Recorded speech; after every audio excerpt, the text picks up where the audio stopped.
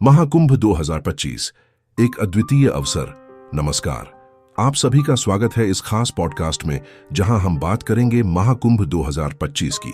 महाकुंभ भारतीय संस्कृति का एक अद्भुत पर्व है जिसमें अध्यात्म, परंपरा और श्रद्धा का संगम होता है। यह केवल एक धार्मिक आयोजन नहीं बल्कि भारतीय संस्कृति और सभ्यता की गहराई को समझने का एक माध्यम है। महाकुंभ हर 12 वर्षों में आयोजित होता है और इसका आयोजन 4 पवित्र स्थलों प्रयागराज, हरिद्वार, उज्जैन और नासिक में होता है। 2025 में महाकुंभ का आयोजन प्रयागराज में हो रहा है, जिसे त्रिवेणी संगम के लिए जाना जाता है। यहाँ गंगा, यमुना और सरस्वती नदियों का मिलन होता है और इस स्थान को मोक्ष प्राप्ति का द्वार माना गया है। महाकुंभ 2025 विशेष क्यों है? इस बार का महाकुंभ ज्योतिषीय दृष्टि से बेहद खास है। ग्रहों की स्थिति और उनकी चाल इसे अधिक शुभ और प्रभावशाली बनाती है। ज्योतिष के अनुसार जब बृहस्पति, सूर्य और चंद्रमा विशेष स्थिति में होते हैं तब महाकुंभ का आयोजन होता है। इस साल इन ग्रहों की स्थिति इतनी शुभ है कि इसे मानव जीवन के लिए महत्वपूर्ण माना जा रहा है। धार्मिक मान्यताओं के अनुसार इस समय संगम में स्नान करने से आत्मा को शुद्धि और पापों से मुक्ति मिलती है। महाकुंभ केवल स्नान का पर्व नहीं है, यह आत्मचिंतन, साधना और आध्यात्मिक उन्नति का पर्व है। यहाँ ऋषि मुनि, साधु संत और विभिन्न संप्रदायों के महात्मा आते हैं। प्रयागराज में लगने वाला महाकुंभ इन संतों और उनके उपदेशों को सुनने का एक अद्भुत अवसर प्रदान करता है। यहाँ कल्पवास करने की परंपरा भी बहुत महत्वपूर्ण है। कल्पवासी अपने सभी सांसारिक बंधनों को त्याग कर 1 महीने तक संगम के पास रहकर पूजा पाठ और ध्यान करते हैं। यह एक आध्यात्मिक यात्रा होती है जो आत्मा को नई ऊंचाइयों पर ले जाती है। महाकुंभ में स्नान को सबसे महत्वपूर्ण माना जाता है।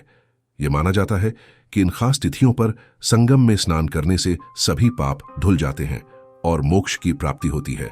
आइए जानते हैं इस महाकुंभ के 6 विशेष स्नानों के बारे में। 1. मकर संक्रांति स्नान 14 जनवरी 2025। मकर संक्रांति से महाकुंभ की शुरुआत होती है। इस दिन सूर्य मकर राशि में प्रवेश करता है और यह दिन सभी शुभ कार्यों के लिए अत्यधिक फलदायी माना जाता है। 2. पौष पूर्णिमा स्नान 25 जनवरी 2025। यह दिन पूर्णिमा का पर्व है जिसे श्रद्धा और विश्वास के साथ मनाया जाता है। इस दिन स्नान करने से चित्त की शुद्धि होती है। 3. मौनी अमावस्या स्नान 8 फरवरी 2025। मौनी अमावस्या को महाकुंभ का सबसे प्रमुख स्नान माना जाता है। इस दिन मौन धारण कर संगम में स्नान करना आध्यात्मिक लाभ देता है। 4. बसंत पंचमी स्नान 13 फरवरी 2025। यह दिन ज्ञान और ऊर्जा का प्रतीक है।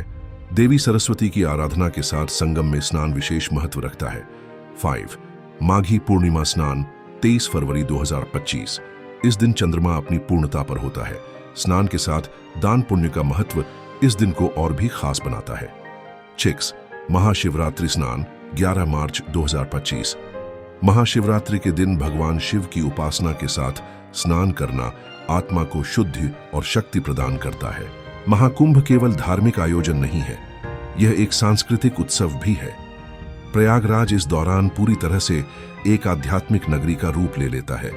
यहाँ आने वाले श्रद्धालुओं को संतों के प्रवचन, भजन और कीर्तन सुनने का अवसर मिलता है। इसके अलावा संगम के पास विभिन्न मेले, पुस्तक प्रदर्शनी और सांस्कृतिक कार्यक्रम भी आयोजित किए जाते हैं। यहाँ का माहौल श्रद्धा और उत्साह से भरपूर होता है।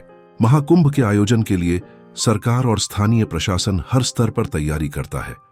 श्रद्धालुओं के लिए विशेष कैंप, स्वच्छता व्यवस्था, चिकित्सा सेवाएं और सुरक्षा का विशेष ध्यान रखा जाता है। इस बार प्रयागराज महाकुंभ में आधुनिक तकनीक का भी उपयोग किया जा रहा है।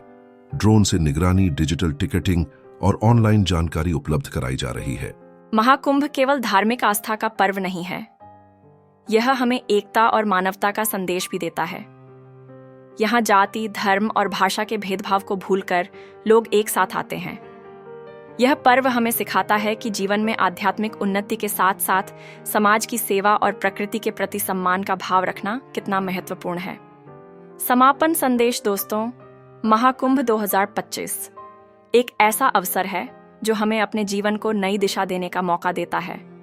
यह पर्व न केवल हमारी आत्मा को शुद्ध करता है बल्कि हमें हमारी संस्कृति और परंपराओं से जोड़ता है। अगर आप इस बार महाकुंभ में जा रहे हैं तो इसे सिर्फ एक यात्रा नहीं बल्कि आत्मिक अनुभव बनाइए। आशा है कि यह पॉडकास्ट आपको महाकुंभ की महत्ता को समझने में मदद करेगा।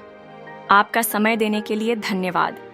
अगले एपिसोड में फिर मिलेंगे एक नए विषय के साथ। तब तक के लिए नमस्कार।